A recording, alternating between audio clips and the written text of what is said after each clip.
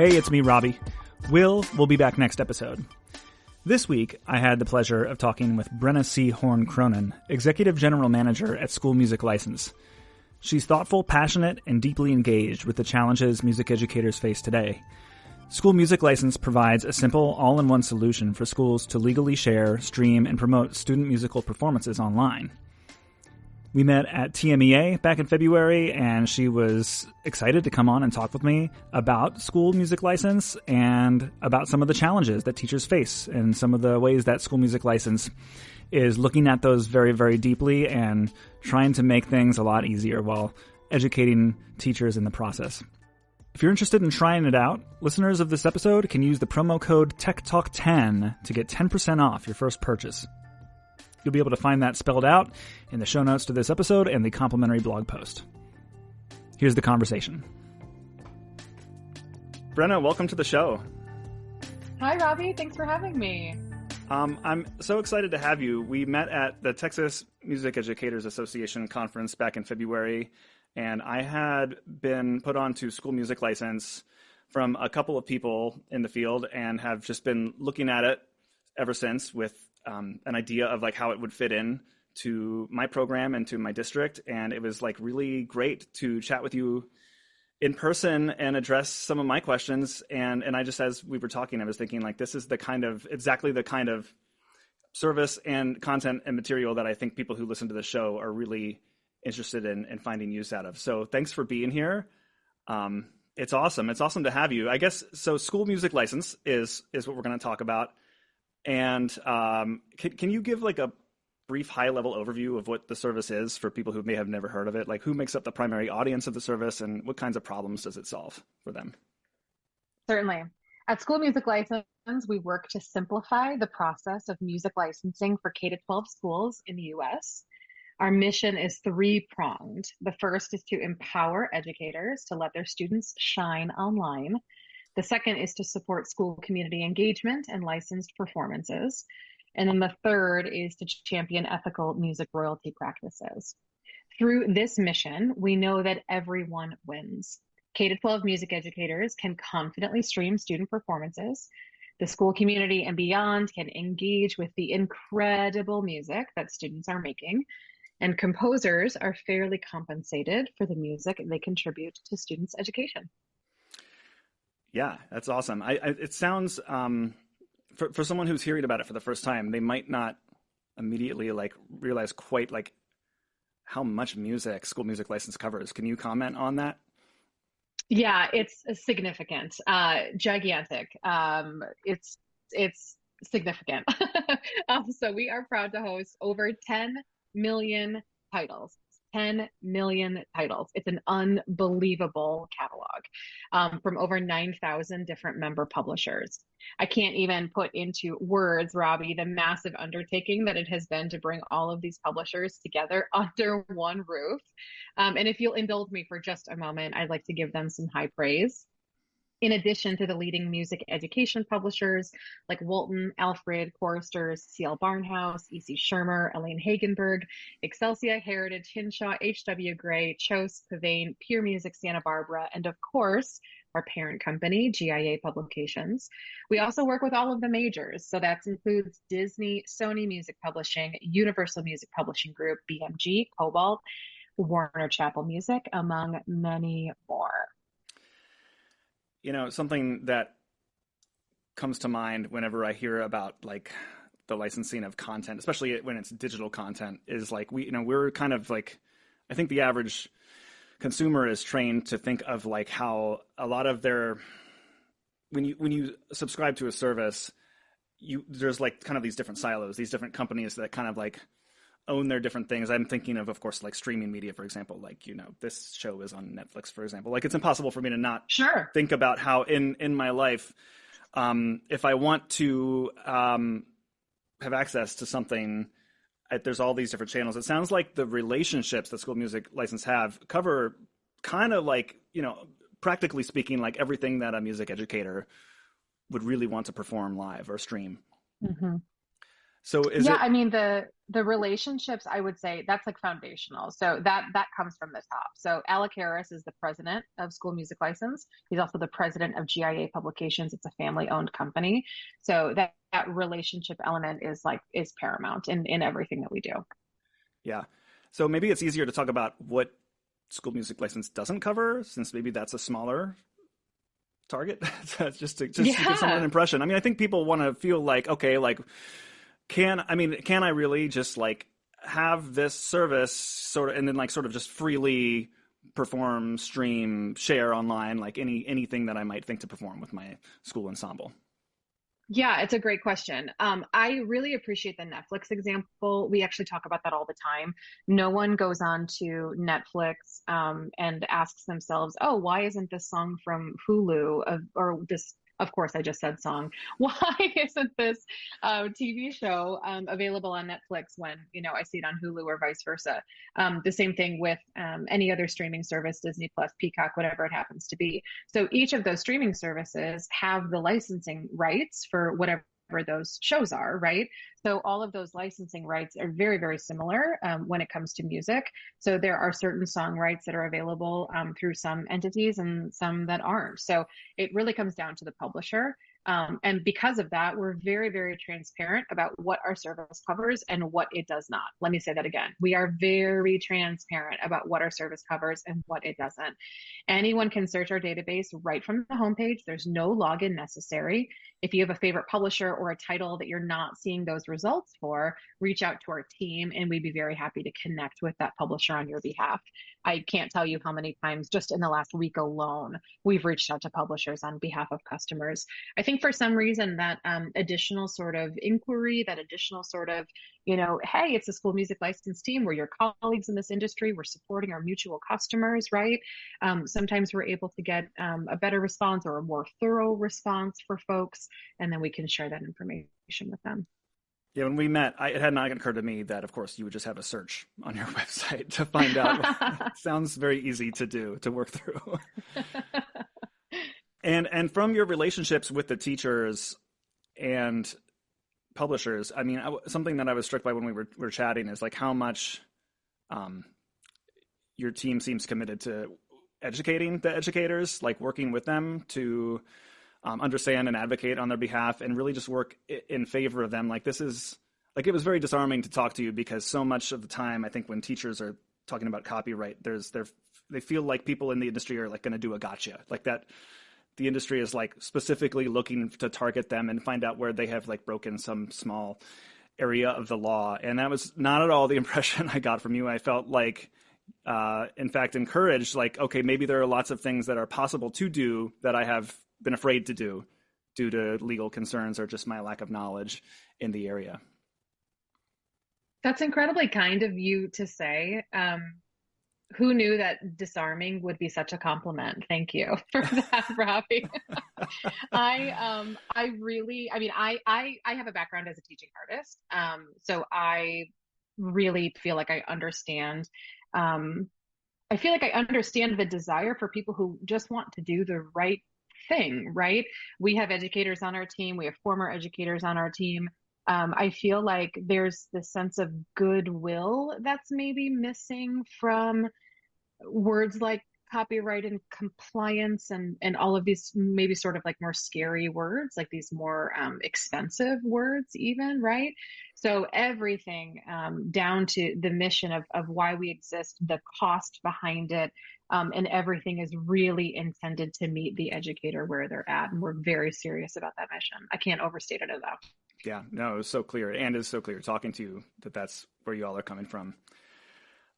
So like speaking about the relationship with teachers, like how do teachers, like it's really easy for me to know like how I would take advantage of something like school music license or like where that would fit into the kind of work I do in the secondary traditional performing arts. So I'm curious, like broadly speaking, like what kinds of feedback do you hear from teachers about how the service has impacted them positively? Music making is such an emotive experience. And we also know that teachers are constrained or can be constrained by time and money. So our first priorities when we set out to do this were to ensure that the service was equitably priced and that it was easy to use. I met with a middle school band teacher a few weeks ago who had just discovered our service, and he was sharing with me that all of the copyright permissions for his winter concert, his spring concert, and graduation, so his three big events that year, they're typically around $800 a year on average. And their high school pays even more, understandably, since they have a marching band, a pep band, and an orchestra. There's just different programming opportunities at a middle school level than there are at a high school level. When he realized that a license with school music license would only cost his school $449 for the year to cover all live music made by student musicians, he was floored. He was absolutely floored. Like I'll never forget the look on his face as we were talking about this. So this meant that they could incorporate more music into their programming and the cost wouldn't change. So they could add in a variety show. They could add in a talent show. They could add in another concert if they wanted to. They can add in an event for their chamber choir. They could add, so many other different things that they could add in throughout the year for the same cost. So he's already shared with me that they have plans for smaller ensembles to perform at sporting events, parades, and assemblies next year. So they're doing their planning for 25, 26 now. And this is something that they've never done before. I found that to be incredibly affirming and not to sound too cheesy, but like inspirational, right? Like the idea that they've had the programming that they've had, and now that this opportunity is going to afford them to do something new and different was just really meaningful to me. I'm also reminded of a high school choir director that was working to build an archive for their alumni and families to view in the future. They were struggling with the different sets of permissions that they needed to not only stream the concert in the first place, but then also to post that concert on social media for future viewing. And then that third layer of archiving for viewing years and years into the future. With our service, all of this is possible. And one more thing I'll share here, we're really passionate about educators spending more time rehearsing with their students instead of the administrative task of securing copyright permissions. Our team is staffed with incredibly knowledgeable and dedicated musicians who are here to help, no matter how much experience you have with copyright and licensing. I actually can't say enough good things about our team. We're sincerely here to support educators. And no question scares us, Robby. Yeah. Well, and speaking again to teacher fear, I think there are teachers that have brushed up with the gray area of copyright or are afraid to, or have seen someone do something that they're not sure about. Like, it's so easy to think about like a service like this, just like allowing people to do things that maybe they've already seen happen. Everybody has, like you can go on YouTube and find, questionably shared videos of live, student performances, and it's not hard to find. So it's easy for people to think like, oh, here's like a green light to do what I've always wanted to do. But what you're describing is actually that there are, from your teaching community, like teachers saying there are more opportunities that they did not previously see that they had, which is great. Yeah, it's pretty remarkable. Awesome. Well, other than like the stuff that is already a part of school music license, to the extent that you can comment on this, are there any, are you looking to expand the coverage or add any, features to the service that might interest the general teaching public? Yeah, absolutely. And again, transparency is a foundational value of what we're doing here. So we have a master recording bundle license that's launching this year, and we are thrilled to be in the final contract stages with the three major labels to make this happen. Our annual basic license, which we launched in 2023, covers streamed music by live musicians. So think of a traditional band, choir, orchestra concert, marching band performance during a football game, pep band at a basketball game, etc. The master recording bundle license is an add-on option, and it allows schools to stream events that contain recorded tracks. Think a dance recital, a cheer or a palms performance, gymnastic events, perhaps even prelude music before an award ceremony or a graduation, and even transition music that plays in between events at a sports game. It's so easy to think that music is like the music that the students are making, but not. There's like so many ways that schools use music. So it very clearly makes sense why that fits into the bigger picture of what you all offer. So I guess people always ask, so can you just generally kind of go over the pricing tiers? Like how exactly do people pay for the service? Yeah, absolutely. I mentioned earlier that we have an equitable pricing model. The overwhelming majority of the schools that we work with pay less than $1 per student per year. Some much less than that. We have categories that are based on what grades you serve and then total student enrollment. And there's a lot of wiggle room in those categories as enrollment fluctuates from year to year. We do this to help schools budget more consistently for their copyright permissions over the course of a year. So maybe just to give you an example, if you are a high school, let's say, and regardless of the amount of programs that you have, this isn't based on, oh, I'm just licensing my choir or, oh, I'm just licensing my band. The purpose of this is to cover the entire school. So if you're a high school of about 1,000 students, you can expect to pay $999 for the year for that. And that category goes up to 1,999 students. So there's a really, really big sort of flow there, right? Like for how enrollment sort of naturally fluctuates every year. We don't want folks stressed out that, last year they told us it was, 1,425 and this year it's, 1,430. So those categories exist with some wiggle room for a reason. So that way schools can budget year over year. Yeah. Are there pricing tiers for really large organizations? Like I'm thinking entire music districts rather than just, paying for it at the school level. Definitely. And there are discounts too. So licensing an individual school is really easy. A music director or fine arts chair or anyone else in that department can visit our website anytime and begin their license that same day. We can also backdate or future date accordingly. I'll mention this. We actually connected with a district IT director a few weeks ago. He was interested in beginning his license for his spring events this year. And then he asked us to backdate their license to August 1st so they could upload all of their marching band performances from the fall. On a personal note, being in the industry for almost 10 years, I personally believe in less barriers to access and not more, especially when copyright and licensing can already be really difficult. So that's part of the reason why we make it easy for entire districts to be licensed as well. We offer discounts of up to 30% depending on the number of schools in the district. And there's a really easy way to fill out a form on our website and folks can connect with our team about next steps for that. Awesome. What would be the best way for a teacher to advocate to their leadership that their district pays for this service? That is the $1 million question. In addition to having an equitable pricing model, we strongly advocate, and you'll hear this mission. We talk about it at conferences. We talk about it at professional development days. We talk about it on webinars. We strongly advocate for annual licensing to be paid for by the overall school or district budget instead of a more limited music or athletic budget. After all, music is used everywhere in arts and athletics, and knowing that the entire school is covered brings significant peace of mind. Our team is really happy to share resources and talking points for folks who want to connect with us about that. Believe it or not, Robby, we actually have more entire districts that are licensed on our service than individual schools. I think part of the reason for that is because risk management folks and administrators really understand the importance of copyright compliance and want to do everything that they can to protect their school. That blanket of protection, so to speak, allows them to feel secure knowing that these streamed events are legally licensed. And then in turn, that allows their educators to really soar. Showcasing student and staff achievement not only allows programming to flourish and school community engagement to grow, but it also helps with recruiting efforts and building a true culture of excellence at your school. Yeah.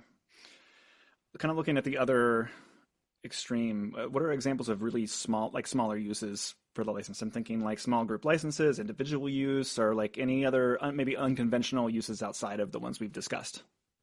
Yeah, for sure. Some of the districts that we work with opt to only license their high schools or just their high schools and their middle schools.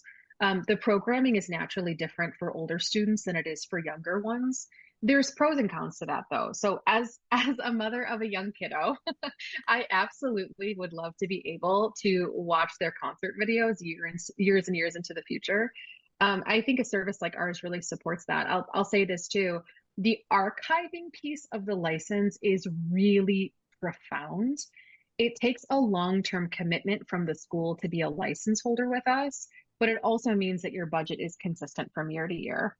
Not to be overly nostalgic with you, but if I could go back and access my choir concerts from the late 90s and early 2000s, I would do it in a heartbeat.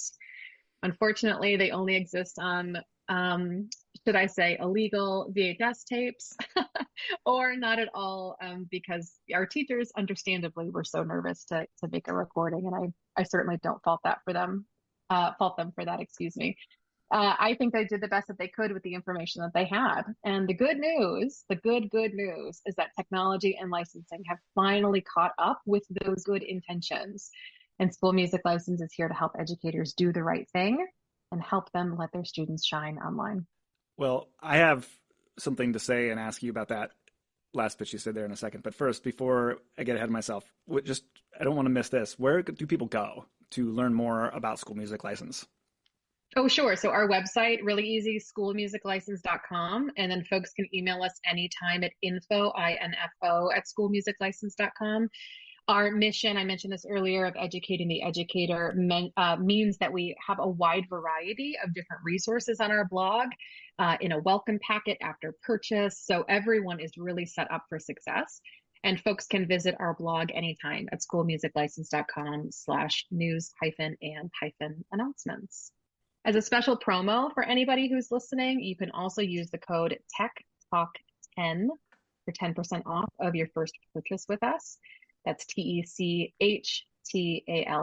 and the number 10. Awesome. And I'll put that in the show notes and in the complimentary blog post for this episode when I publish. Thanks. Thank you. And I just think like this is important. I think it's important work. Like we in this industry again, speaking just more broadly to how we've had this like really, really fast wave of evolving technologies over the past 20 plus years involving like just how digital media is distributed. I feel like we've seen so many changes in the tech industry and in the music industry where it's like what technology can do is like we have as a society not evolved to catch up to how fast the technology has evolved. And so, I'm always just interested and curious about ways where that work is being done. I mean, still to this day, like a PDF is fundamentally like a really different kind of resource than a piece of paper.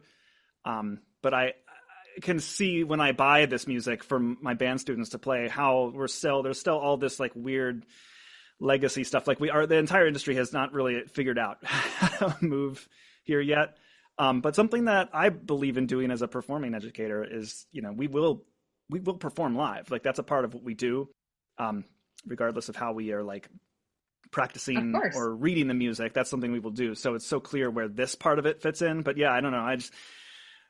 Are there other areas? I didn't prepare you with this question, but are there other areas where you think being in the industry, do you have a vision for like other areas of the field of music education where you would like to, or actually see, like, maybe you could give me some hope that like we might have more equitable practices and like reasonable. How do I even say this? This is such a complicated problem because there's like it's a stack of technology, and I feel like our culture, how we respond to it, and how our teachers respond to it, influences it. But I would just like I'm already seeing with regards to the Netflix analogy earlier, like these practice tools for students, but like even the digital tools have these kind of like siloed payment structures. Like you're going to get these, you can practice these publishers' music and like have it automatically grade your students if they've signed a deal with this company.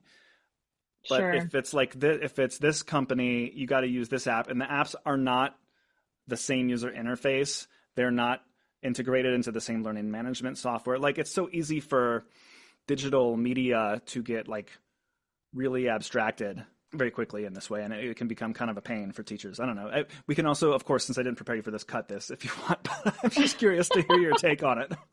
No, Robby, you're asking such good questions here, and I'm so glad that there's a podcast that holds space for these types of questions.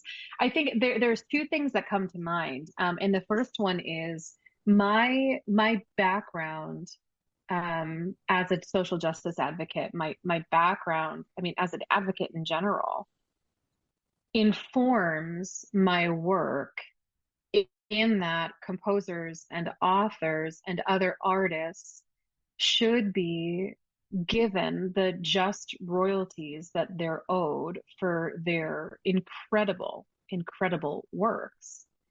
And knowing composers, meeting them, I mean, not only working under GIA publications, but meeting folks at conferences and events. I mean, this is their life's work, right? Like just because, you purchased the piece, for $1.50, times your 30 band members, doesn't mean necessarily, this isn't an opinion on publishing prices, but this is more of an opinion of, this is their life's work. And in order for them to support their livelihood and to be able to continue to make the incredible music that they make, I'm really mindful of the difference between having a live event, like having a live concert with folks who are in the four walls of the auditorium. That's very different than streaming an event on a social media platform and then getting thousands and thousands or millions of views potentially off of that. So I know and believe that composers and artists are owed their just royalties, and I think that we are helping in that mission. And then I think the other piece of this, maybe just on more of like a more personal note, like going back to that nostalgia piece, I have always been somebody who's asked good questions like you're asking, right? So when, you're not allowed to make a recording of your, senior year final choir concert that you have poured your whole entire, I mean, put yourself back into the headspace of a high school student, right? Like your whole entire identity is, leading up to this concert and you're told that it can't be recorded. I think part of my brain, my younger self says, why? And then there's another part of my brain that says, well, then why not? So technology changes, right? Like naturally things change over time. And the things folks can do now are different than what they could do 20 years ago. And again, it's no disrespect in any way, shape, or form. But I think if we have an opportunity to rise to the occasion, to meet our students where they're at, to meet our communities where they're at, and to be able to archive long term, like it's significant. It's significant. The nostalgia piece is significant. The culture piece is significant. There are whole entire school websites that we visit as we're helping folks, get their accounts underway or building out a district-wide license. And I think, look at this extraordinary website. Like, look at how much effort and energy you've put into building this thing.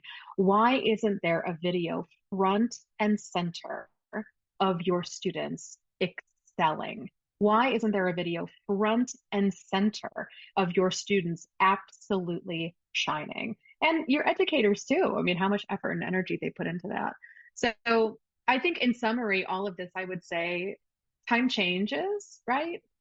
Technology changes, and it's okay to meet that moment with a spirit of change and with a spirit of openness. Which you're saying is of course how every young, it's you're touching on the idealism that I think so many people have when they get into the profession, and then so much of the logistics it just becomes one other thing that you have to know and learn and manage. And I don't disagree. Yeah, but I think though we have a lot of really great people working on these problems, and sometimes our tools have just, I think this is something that Will, my co-host, likes to cite, is that like I think there was a time where you could do the same thing, live a very similar life to your parents and their parents before them. And we're very much now not just living in a time where maybe like once every new generation, there's a really big major technological shift that changes culture. But now I think if you're alive, you're experiencing like one of those kind of shifts like every 5 or 10 years. And I think, moving forward and developing an attitude, not just the tools to manage these problems in the services, but also just an attitude like what you have. I mean, I totally agree. Like, I think, I don't know teachers who don't want people to get paid, but I do know teachers who maybe are afraid to make mistakes when they're Of in a course. pinch and moving fast and trying to make good experiences for their kids. And so I think, in the interest of that, it's just, again, it's great to know that school music license is not just here to provide that service, but to educate the educators. Yeah, and I think one other last thing I'll mention too is this idea of building culture, right? So I absolutely understand the constraints, whether it's time, finances, or otherwise, that teachers are under. I also think another constraint that they're under in terms of culture building is this idea that everybody has a cell phone.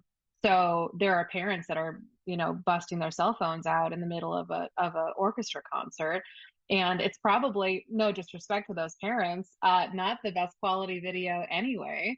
And it may be a zoomed in on, just their kiddo, and not, a better representation of the entire, work and orchestra as a whole, right?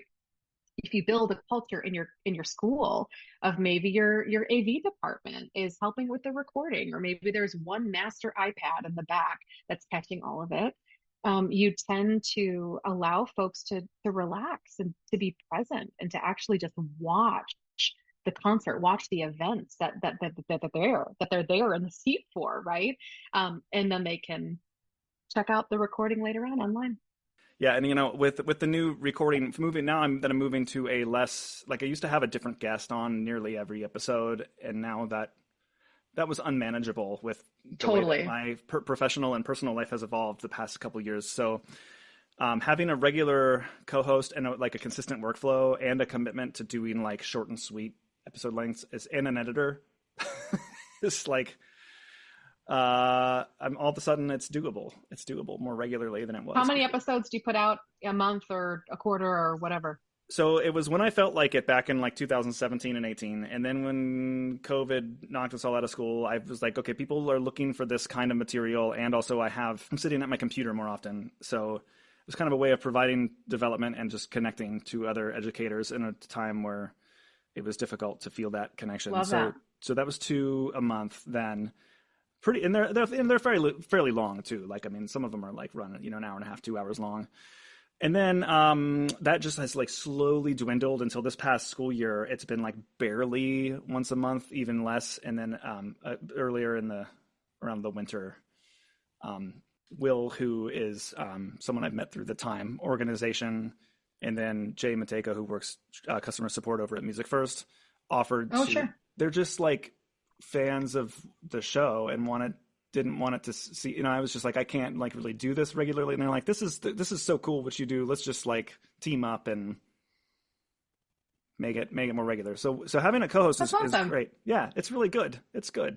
So the past couple of episodes have been part of this new workflow that we're kind of establishing. And it's really nice because this is also like, I mean, it's very, very lovely talking to you, but I also like I think sometimes like when a guest who's not familiar with the format would feel overwhelmed with like doing segments of my show that I had like doing a music pick of the week.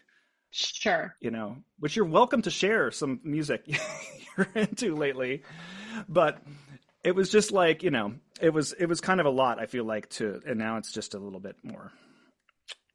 I hear that some people prefer a tighter podcasting format anyway, so. See, that's so interesting because you have folks who, I mean, maybe the short and sweet thing is like, let's say a half hour, 45 minutes or whatever. And maybe that's good for them if it's really heady, if it's really like, oh, I need to sit and listen to this thing, right? But then you have these like more, I don't know if they're more conversational. I don't know what the word might be in the podcast industry, but like you've got people like Dak Shepard who are just like talking for 2 straight hours. And I mean, I've listened to some of those episodes and they're great, but at a certain point you're like, oh my God, you're still talking, yeah. It's interesting. Like I prefer the feeling of that like if I am listening to a show, I like to feel like I'm listening to something more conversational. And I also think of podcasts as just sort of like I don't need to start and end neatly with my work commute. Like it's just sort of like an on and off switch. It's just a stream of audio content. So people are just really different about what they want. I mean, I think like probably the average podcast, I mean, there's definitely some people who are more committed to it than I have indicated that more consistently publishing and having a more consistent format has certainly helped the consistency of the listening and the downloads and stuff and the engagement. Sure. So I'm definitely for those things. But I also don't want the content to feel like on the surface when the ideas I'm interested in covering are sometimes a little bit more in depth. So someone once told me that my show is their favorite to microdose.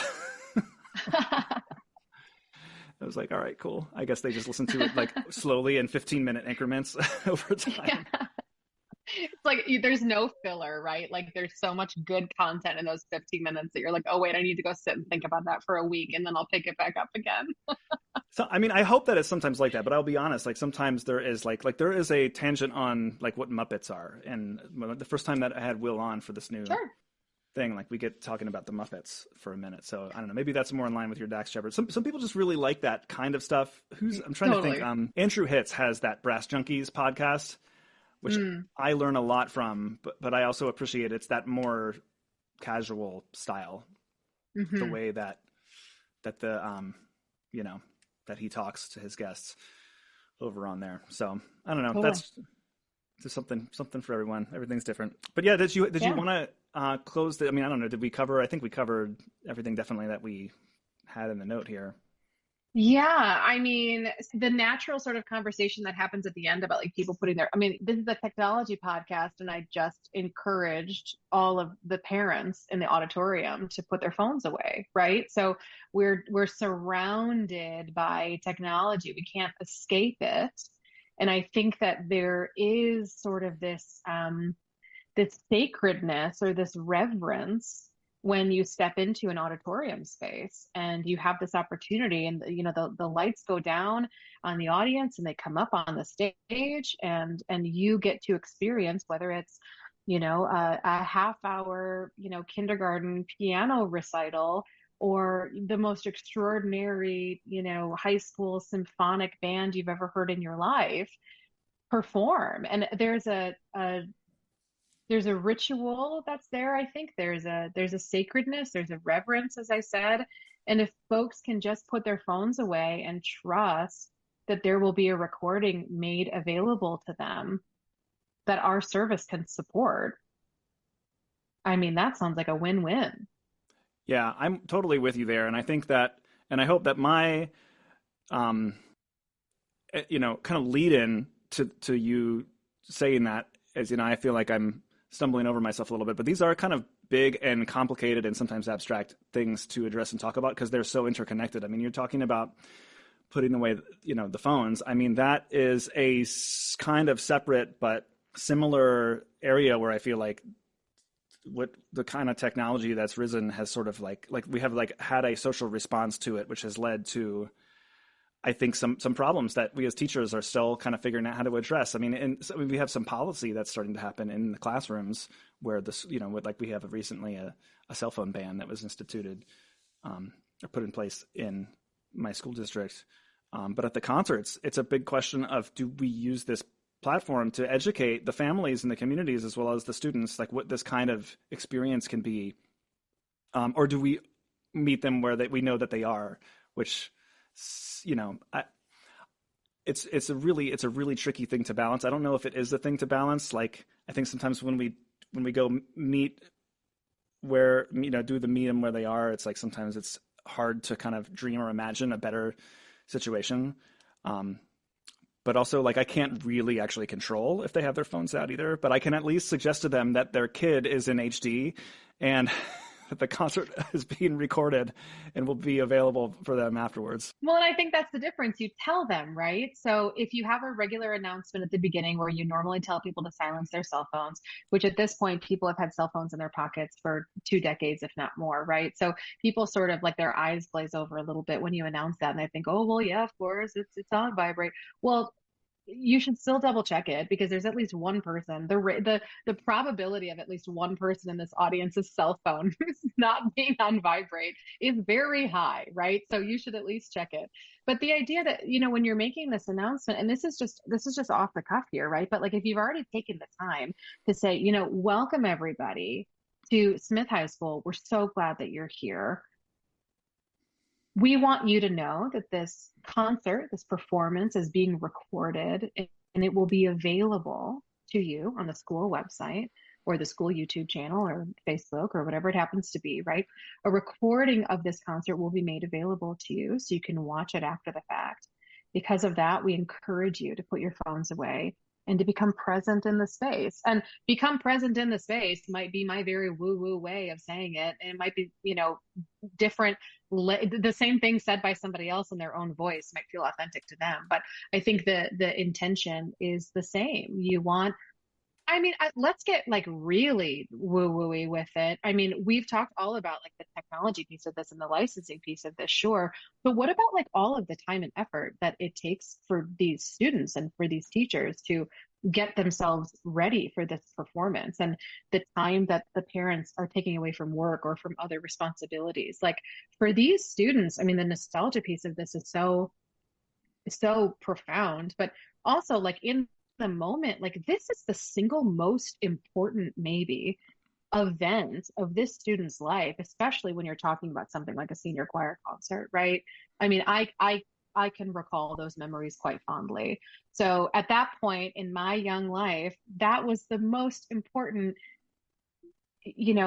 summit sort of moment. And because of that, maybe there is then a culture of saying, we're going to capture this moment in a copyright approved way, in a licensing approved way.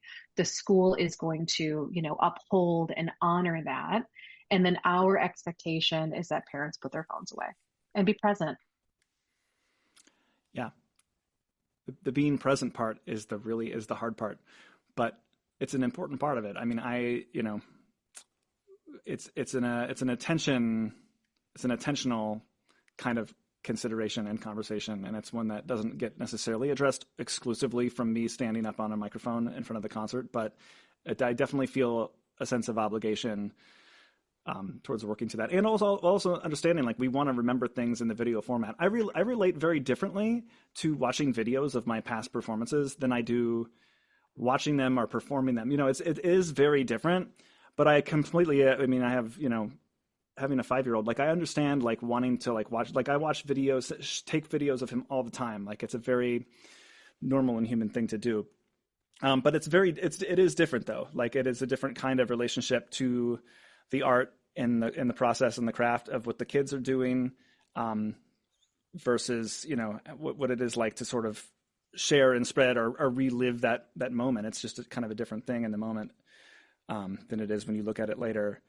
And yeah, and I think that's part of that too is just wrapped up in what kinds of music exist in what kinds of spaces, and helping the parents in the community to understand that, but also helping them to understand that like there's detail in the music that we worked on that we want you to be completely and wholly focused on. Yes. That is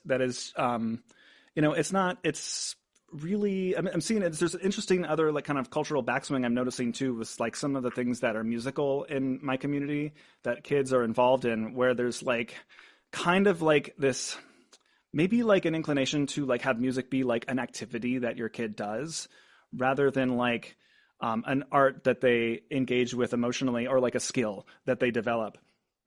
And so I don't know, I'm thinking very holistically. And obviously everybody has a role to play in doing this. And so I'm happy to work through it with you, and also what your role is, what the school music license is doing. Yeah, I mean, I think the spirit of like giving credit where credit is due, right? So on a face value, you can look at our service as giving composers and artists and authors credit where the credit is due, right? So we have some, guidelines that we ask all of our license holders to abide by when listing their copyright and licensing information, like in the stream of the video. So like in the description section, right? So you've got your middle school choir concert. Here are the 5 pieces that they're singing. You're indicating those 5 pieces in the description section. That sort of acknowledgement is really important. And I think that any music educator, I mean, so many of them write music themselves, right? They understand that idea of giving credit where credit is due. there's also something in this too, I think, of acknowledging, I mean, especially if you have like an AV club or something that's going to help record one of these events, give credit to the AV club.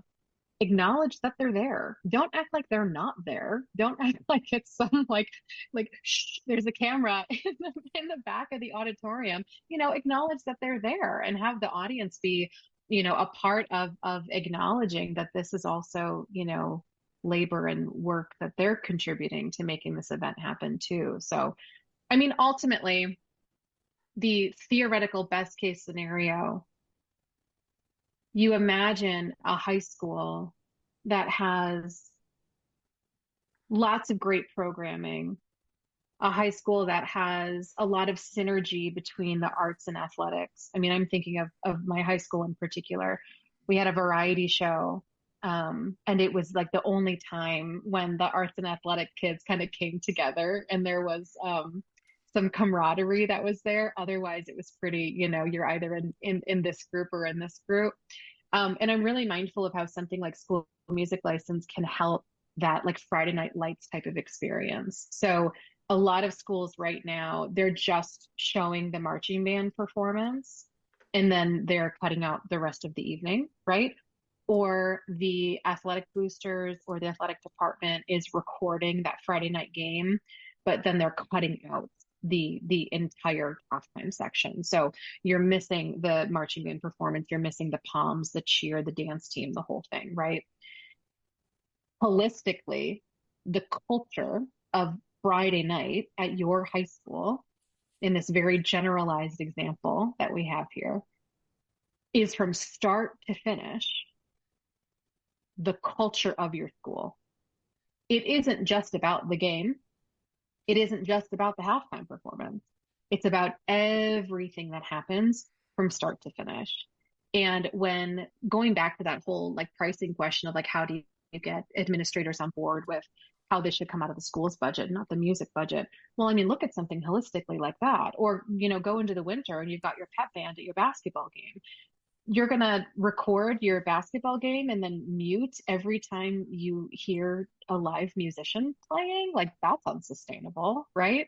So there's a way that school music license can really meet the needs of both music departments and athletic departments that I think is like really, really important.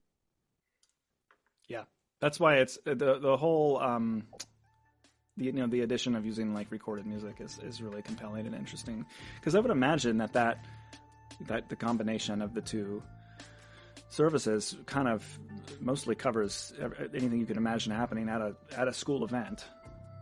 Yeah, and if you think of something else we're not covering, let me know so we can figure out a way to make it easy for folks. Yeah, awesome. Well, and people can certainly get in touch with the contact information you've provided, and hopefully they will be in touch and will be curious and engaging with you all. But yeah, I mean, thank you again for chatting with me today. Thanks for inviting me. You're so welcome. This was a really great conversation. You asked really great questions. I'm really glad that our paths crossed in San Antonio. This was a really great conversation. Thank you so much for coming on.